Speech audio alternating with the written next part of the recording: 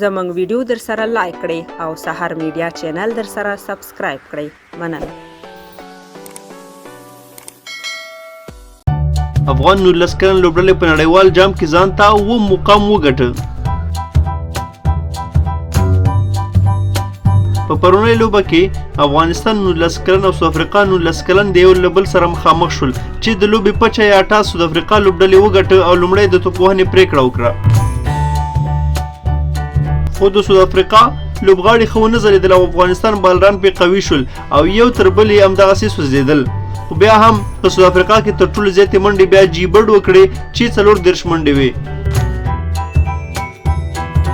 او د افغانستان د بالران لخوا فضل حق بیا 3 وکټې، عبدالرحمن 2 وکټې او تر ټولو ښه توپ اچوونکی بیا شفیق الله غفاري و چې 4 وکټې ترلاسه کړې.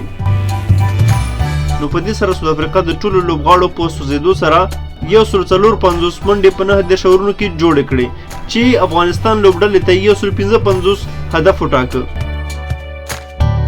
یا د هدف افغانستان لوبډلې د 15 وکټو په سوځېدو سره په 40 اورونو کې پوره کړ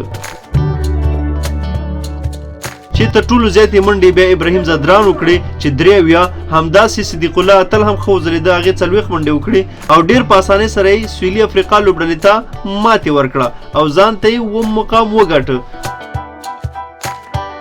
د سویلي افریقا د بالران لخوا بیا موډي موکون بیا په 10 اورونو کې 2 وکټې ترلاسه کړې، پارنسنس بیا 1 وکټه او ورن هم 1 وکټه ترلاسه کړه.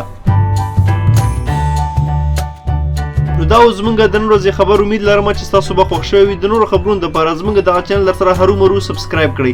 مننه ډېره زیاته. الله مو مل شه.